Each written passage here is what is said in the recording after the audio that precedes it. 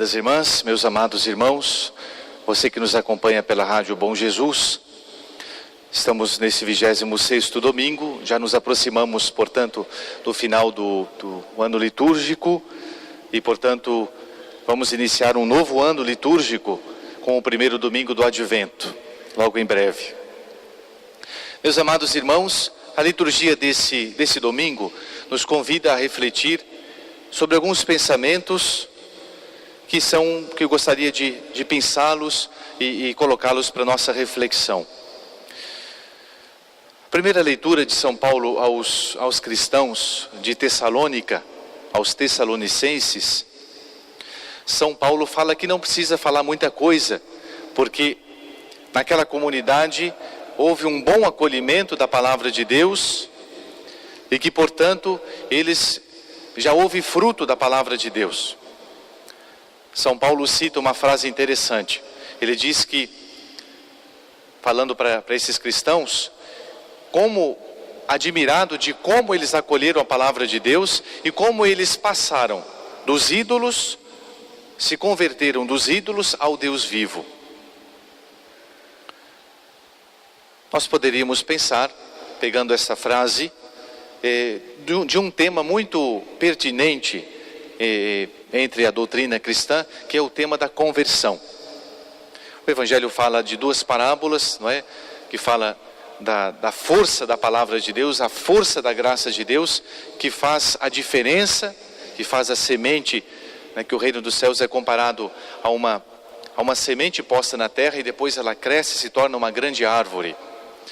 Ou então também a ação do fermento em que uma mulher coloca em algumas medidas de farinha e ali fermenta toda a massa. Então o reino dos céus, a graça de Deus, a graça de nosso Senhor tem essa força transformadora. Então, baseando nesses dois pensamentos tirados tanto do Evangelho como da primeira leitura, vamos refletir sobre a conversão. Conversão sempre é um tema muito pertinente, muito importante para todos nós. Primeiramente, nós temos que lembrar que a primeira frase de Jesus no Evangelho foi exatamente utilizando essa palavra conversão. A palavra latina, convertere, vem de uma palavra grega, metanoia. O metanoia. Metanoia significa exatamente transformação. Então, o que é se converter? O que é converter-se para nosso Senhor, para o Evangelho, para todos nós cristãos? Converter-se, no dizer de Santo Tomás de Aquino, príncipe dos teólogos, é mudar de direção. Se nós estamos indo numa direção, converter-se significa tomar o caminho de volta.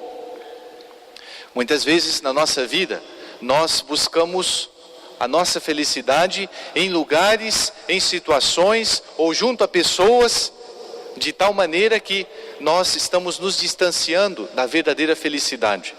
Então, converter-se significa tomar o caminho certo da felicidade. Nesse sentido, significa pegar aquele caminho de retorno, ou seja, nós repensarmos a nossa vida, nós procurarmos fazer um check-up, fazermos um exame de consciência para vermos se de fato estamos no caminho que conduz a Deus, no caminho que conduz ao céu, ou estamos no caminho que não conduz ao céu.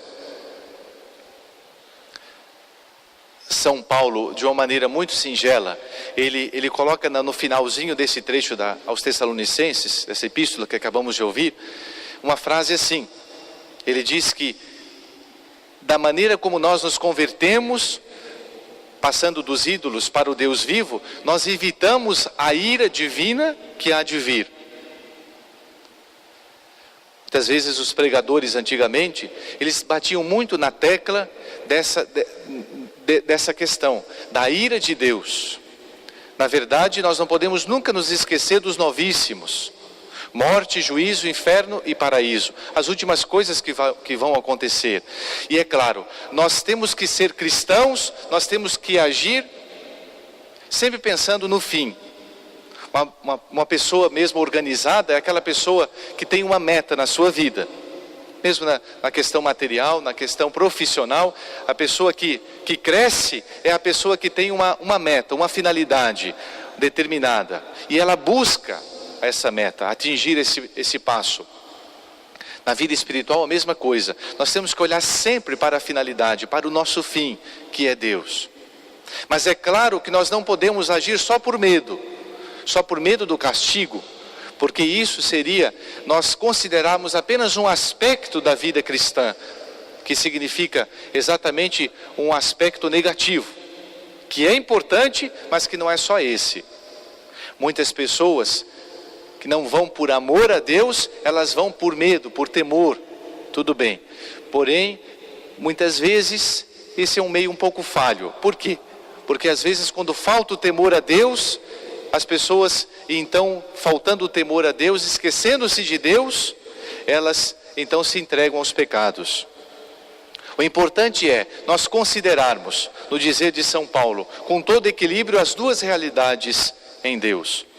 Como diz São Paulo, considerai a bondade e a severidade de Deus.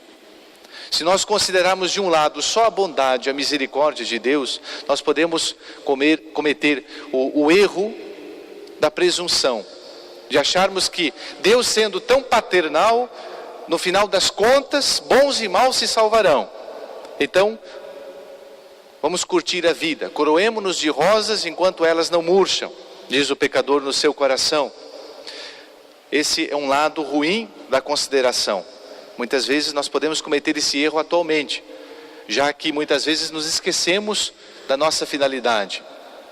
Por outro lado, se nós olharmos apenas para a severidade de Deus e considerarmos Deus como apenas um juiz que há de punir as pequeninas faltas que cometemos, nós podemos cometer e cair no erro, no outro extremo, que é no desespero, e acharmos que Deus é um juiz implacável, sem misericórdia. Então o que diz São Paulo? Aliás, o que diz o Espírito Santo para nós? É preciso considerar os dois aspectos, a bondade e a severidade de Deus. E aí sim, nós vamos ter equilíbrio para, sempre quando errarmos, sempre quando cometermos alguma fraqueza, alguma fragilidade humana, nós lembrarmos, Deus é misericordioso, Deus me espera, Deus me ama, Deus me estende a mão para me soerguer, para me levantar. Mas por outro lado, quando nós formos também tentados a cometermos o mal, a fazer o mau uso da nossa liberdade, nós então temos que olhar para esse lado, para esse aspecto importante em Deus, que a Deus eu precisarei um dia prestar contas da minha liberdade, dos meus talentos, da graça que foi a mim confiada, a mim cristão. Então esses dois aspectos são importantíssimos, nós temos que considerá-los sempre. É mais ou menos como as nossas duas pernas. Para nós caminharmos, nós temos que ter as nossas duas pernas, os membros inferiores. Então, é preciso caminhar na vida espiritual considerando esses dois aspectos. Agora, é importante nós lembrarmos que diante disso, diante da grandeza, da bondade, da misericórdia e da severidade de Deus, muitas vezes nós vamos olhar para a nossa vida e, olhando para a nossa vida, as nossas obras, elas não corresponderão com aquilo que Deus deseja de nós. E aí é que entra a conversão. Minha gente, a graça de Deus, ela tem tanta força para nos transformar, para nos santificar, que se nós utilizássemos todas as graças que Deus nos confiou até o dia de hoje, nós seríamos santos canonizáveis, todos nós. E a pergunta é, somos dignos dos altares, do rol dos santos, sim ou não? Fala por mim mesmo, acho que não. E aí é que entra a conversão. Diante desse caminho que eu olhando para mim mesmo, conversão é preciso olhar no espelho, né? Para se converter, no espelho da minha consciência, e encarar a mim mesmo, e encarando a mim mesmo eu preciso dizer, eu preciso mudar, eu preciso melhorar, eu preciso caminhar na vida espiritual, ainda estou estacionado. Quantas pessoas, elas ainda progrediram em tantos aspectos da sua vida, aspectos intelectuais, a pessoa conseguiu estudar, a pessoa conseguiu fazer até uma faculdade, às vezes, conseguiu fazer um curso. Outros progrediram no aspecto profissional, conseguiram um bom emprego. Outros progrediram no aspecto econômico, têm um bom salário. Talvez seja a minoria, né?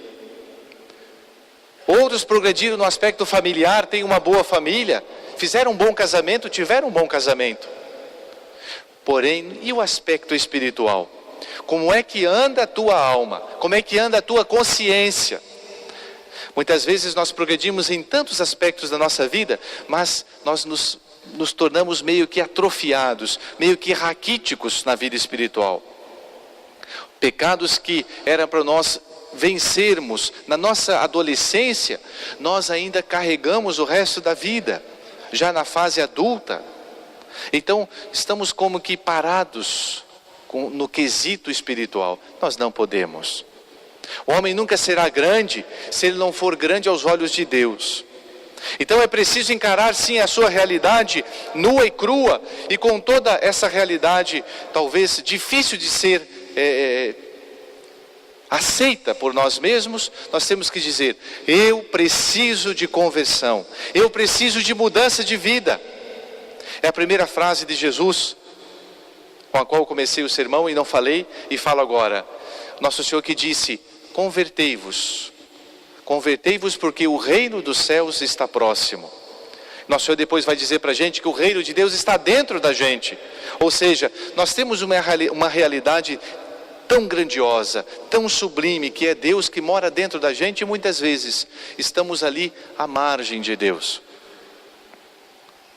Podemos receber o batismo, podemos ter feito a primeira comunhão, podemos ter recebido uma boa doutrina, podemos pertencer à paróquia pessoal, com toda a riqueza de graças que temos, a missa na forma extraordinária, o canto gregoriano, o latim, o incenso, todo esse cabedal de doutrina, né, que faz parte do tesouro da Igreja Católica, e no entanto, nós continuarmos ainda atrofiados na vida espiritual.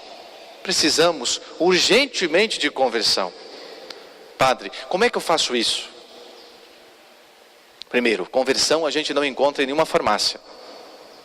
Se vocês forem na farmácia e pedirem ali, para quem está vendendo, me dá um remedinho chamado conversão, vocês não vão encontrar. Nem no mercado. Nem no mais novo mercado da cidade.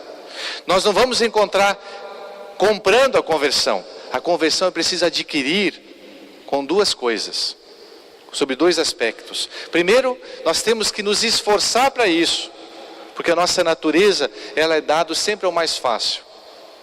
Sempre nós temos a tendência do menor esforço. Sempre nós temos a tendência de relaxarmos.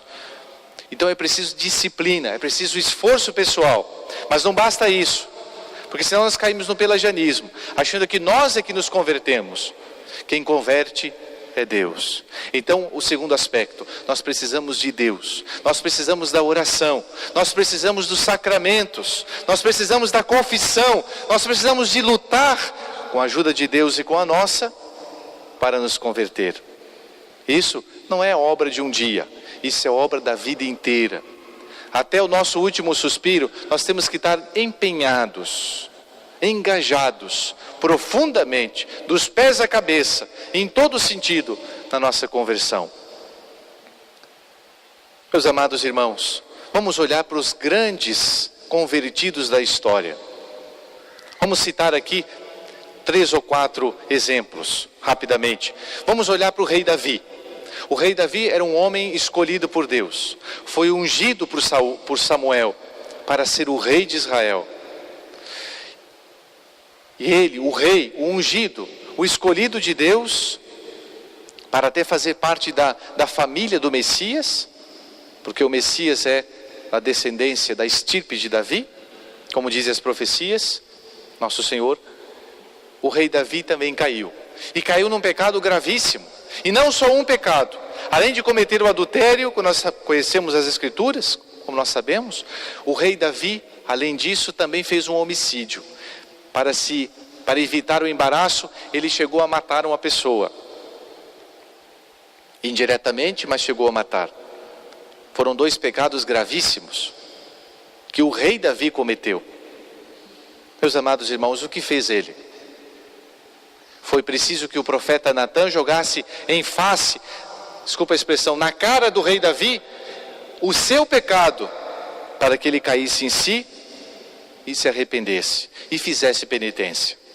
É exatamente isso. Muitas vezes é preciso que Deus jogue na nossa cara, na nossa consciência, faça cair a ficha, para que a gente perceba, opa, estou no caminho do inferno, eu preciso mudar, eu preciso me transformar, eu preciso deixar a graça de Deus agir como aquele fermento na massa. Isso não é agradável à nossa natureza, isso incomoda a gente. Porque é preciso sair do nosso comodismo, da zona de conforto que estamos. Mas se nós não nos convertermos, se nós não nos voltarmos a nosso Senhor, nós nunca vamos encontrar a verdadeira felicidade, nem aqui, nem na eternidade. Passamos como o rei Davi. O segundo exemplo, Pedro. Pedro foi um homem escolhido por Deus, o príncipe do colégio apostólico. Pedro escutou e seguiu Jesus por 3 anos, e seguiu Jesus de perto. Recebeu a sua doutrina, alimentou-se com os seus ensinamentos, viu os milagres de Cristo, participou dos milagres de Jesus andando sobre as águas. E quando foi a hora de testemunhar Jesus, o que fez Pedro? Confiou em si. Foi presunçoso. Achou que tinha força para não cair. E o que aconteceu? Já sabemos. Não teve coragem de testemunhar Jesus diante de uma empregada. Mas e depois? O que fez Pedro? Depois do olhar, depois do encontro com o Senhor, Pedro chorou amargamente, diz o evangelista São Lucas. A tradição diz que ele chorava todas as noites ao cantar do galo, lembrando do fato e da sua queda. E fez penitência. E depois testemunhou nosso Senhor morrendo crucificado. Pedro se converteu. É preciso fazer isso. Para converter-se é preciso se encontrar com Deus. Mas será que eu estou me encontrando com Deus ou estou desviando do encontro com Deus? Não posso prorrogar o meu encontro com o Senhor. Se Pedro não tivesse deixado se olhar por Jesus, Pedro não seria São Pedro. O terceiro exemplo, e o último, é o exemplo de Saulo. Saulo achava, meus amados irmãos, que perseguindo os cristãos, ele estava fazendo algo agradável a Deus. É um terceiro exemplo diferente. Ele achava que estava no caminho certo, agindo como estava agindo, mas não estava certo. Muitas vezes nós podemos nos comparar a esse terceiro exemplo. Achamos que estamos certos. Parece que nós nos acomodamos, não é, ao nosso próprio ritmo. As nossas orações que fazemos, às vezes estão tíbias, ou então nos contentamos a missa o domingo. Há uma frequência de sacramentos que talvez a confissão uma vez por ano, e olhe lá, se não faz anos que nos confessamos, e achamos que ainda estamos certos. Ah, padre, tem muita gente pior do que eu. Mas minha gente, a gente não pode olhar para os piores. A gente nunca pode olhar para baixo. Porque senão nós vamos nos deparar com exemplos os piores possível. Nós temos que olhar para o alto. Nós temos que olhar para aqueles homens e mulheres como o rei Davi, convertido, como Pedro, que testemunhou nosso Senhor. Temos que olhar para os bons exemplos. Um Agostinho, que deixou a sua vida pecaminosa e se tornou um luzeiro de toda a igreja. Saulo, então, ele também se encontra com o Senhor. E é preciso que ele se torne cego, ele fica cego para que ele depois encontre essa luz que é Jesus. E se torne então um grande apóstolo. Muitas vezes nós nos conformamos com o nosso cristianismo meio mediano. É preciso que nós nos encontremos com nosso Senhor.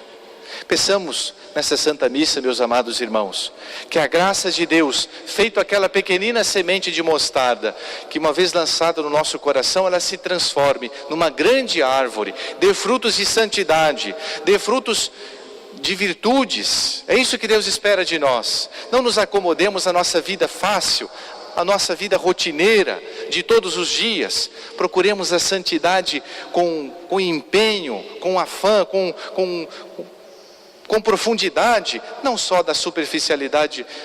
Não vamos procurar ser apenas, nos contentar com a superfície. Busquemos águas mais profundas, busquemos agradar a nosso Senhor de fato, com todo o nosso coração e com todo o nosso empenho. Que Nossa Senhora da Santa Esperança nos ajude, interceda a Jesus por nós, para que nós nos convertamos sempre, cada dia, a nosso Senhor. Louvado seja nosso Senhor Jesus Cristo. Para sempre seja louvado.